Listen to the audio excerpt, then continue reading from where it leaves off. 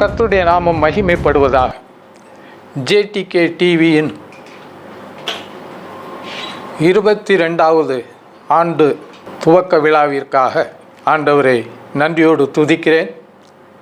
இதற்காக முயற்சி செய்து இவ்வளவு காலம் இந்த காரியங்களை இயேசு கிறிஸ்துவை குறித்து அறிவிக்கும்படியாய் ஏற்பாடு செய்த ஆண்டவருக்கு நன்றி செலுத்துகிறேன். இதற்காய் முனைப்பாய் செயல்பட்ட இதன் ஸ்தாபகராகிய அலெக்சாண்டர் சாருக்கும் வாழ்த்துக்களையும் நன்றியும் கூறிக்கொள்கிறேன்.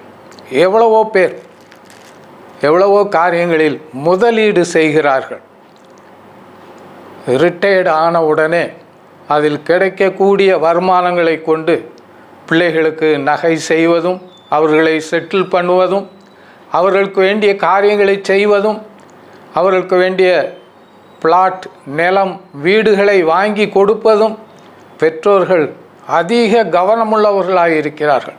ஆனால் அலெக்சாண்டர் சாருக்கு ரிட்டையர்டான அந்த காலத்தில் ஆண்டவர் ஒரு வெளிப்பாடை கொடுத்தார். அவருடைய ரட்சிப்பை கொடுத்தார், பாவத்தை மன்னித்தார், பரலோகத்திற்கு செத்தாலும் போவேன் என்கிற ஒரு நிச்சயத்தை கொடுத்தார். தனக்கு கிடைத்த அந்த ஆனந்த பாக்கியத்தை மற்றவர்களும் பெற்றுக்கொள்ளும்படியாய் தனக்கு கிடைத்த எல்லா பொருளையும் கொண்டு இந்த ஜேடிகே ஊழியத்தை ஆரம்பித்தார். அநேக ஊழியக்காரர்களை சந்தித்தார், அநேக ஆலயங்களுக்கு சென்றார், பிரசங்கம் பண்ணினார், இயேசு கிறிஸ்து தன்னை சந்தித்ததை கொடுத்து பேசினார், பரலோகத்தை குறித்தும் நரகத்தை குறித்தும் போதித்தார்.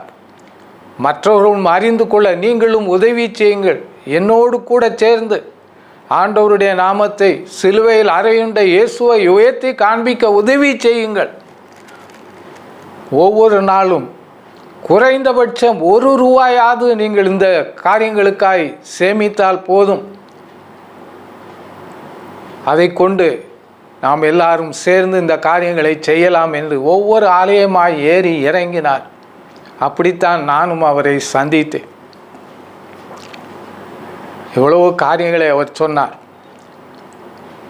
அவரிடத்தில் கேட்டேன், ஐயா, நீங்கள் சொல்வதெல்லாம் சரி, இந்த ஊழியத்தை செய்ய டிவியிலே வந்து பிரசங்கம் பண்ண நிறைய காசு செலவாகுமே என்று சொன்னேன். ஆண்டவர் உங்களை பயன்படுத்துவார், நீங்கள் வந்து பேசுங்கள், நீங்கள் பெற்ற அனுபவங்களை மற்றவர்களும் பெற்றுக்கொள்ளும்படி பகிர்ந்து கொள்ளுங்கள், அது போதும், உங்களால் இயன்றதை கொடுங்கள் என்று சொன்னார். யோசித்து பாருங்கள், எல்லா காரியமும் எல்லா சூழ்நிலைகளும் இப்படி அமைவதில்லை. ஒவ்வொரு காரியத்திற்கும் இவ்வளவு செலவாகும், இவ்வளவு வேண்டும் என்று கேட்டுத்தான் அநேகர் பெற்றுக்கொள்கிறார்கள். ஆனால் அவர் ஆண்டவரை நம்பி ஆரம்பித்தார். அதிலே பார்த்தால் வசனம் இப்படி சொல்லுகிறது, ஓடுகிறவனாலும் அல்ல. 9ஆம் அதிகாரம் 16வது வசனம், ஆகையால் விரும்புகிறவனாலும் அல்ல, ஓடுகிறவனாலும் அல்ல, இறங்குகிற தேவனாலேயாம் என்று எழுதப்பட்டிருக்கு. விரும்பலாம், பிரயாசப்படலாம், ஓடலாம், நடக்கணுமே. இத்தனை ஆண்டு காலம் ஆண்டவர் நடத்தினார், இன்னும் நடத்துவார். இதை போல எவ்வளோ பேர் முயற்சி செய்தார்கள், ஆரம்பித்தார்கள். ஆனால் அவர்களால் அதை ஈடு செய்ய முடியவில்லை, நடத்த முடியவில்லை. ஆண்டவர் கூட இருந்ததினாலே இவ்வளவு காலமும் அவர்கள் தொடர்ந்து நடத்த ஆண்டவர் எல்லா காரியங்களையும் செய்து கொடுத்தார். உங்களுடைய ஜபங்களினால், பொருள்களினால் நீங்கள் தாங்கினீர்கள். வசனம் சொல்லுகிறது 1 பேதுரு 4:8 அன்பு திரளான பாவங்களை மூடும் என்று. இயேசு கிறிஸ்துவின் அன்பு அப்படிப்பட்டது. அதை அறிந்ததினால், அதை அனுபவித்ததினாலே அலெக்சாண்டர் சார் இந்த காரியங்களை துணிந்து செயல்பட்டார். இயேசு கிறிஸ்து அவரிடத்திலே கொண்டு வரப்பட்ட திமிர்வாத காதனை பார்த்து இப்படித்தான் சொன்னார், உன் பாவங்கள் உனக்கு மன்னிக்கப்பட்டது, எழுந்து நட என்று சொல்லி. விபச்சாரத்தில் கண்டுபிடிக்கப்பட்ட ஒரு ஸ்திரீயை கொண்டு வந்து நீர் என்ன சொல்லுகிறீர் என்று கேட்டார்கள். நானும் உன்னை ஆக்கினைக்குள்ளாக தீர்க்கவில்லை என்று சொன்னார்.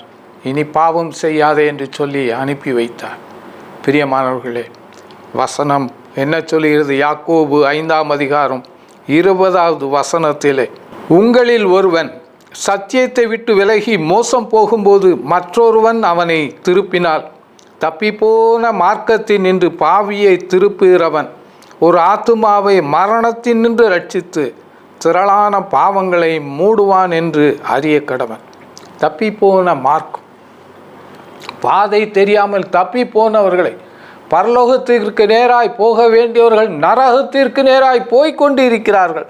அவர்களை திருப்பும்படியாய்த்தான் இந்த ஜேடிகே ஊழியம் நடைபெற்று கொண்டு இருக்கிறது. அநேக ஊழியக்காரர்கள் வந்து இயேசு கிறிஸ்துவின் பாடு மரணங்களை குறித்து, பாவத்தை குறித்து, நரகத்தை குறித்து, அதிலிருந்து தப்பி பிழைக்க இயேசு கிறிஸ்து ஒருவர் மாத்திரமே இருக்கிறார் என்கிற பாதையை காண்பிக்கும்படியாய், பாவ மன்னிப்பின் நிச்சயத்தை போதிக்கும்படியாய்த்தான் இந்த ஜேடிகே ஊழியங்கள் நடைபெற்று கொண்டு இருக்கிறது.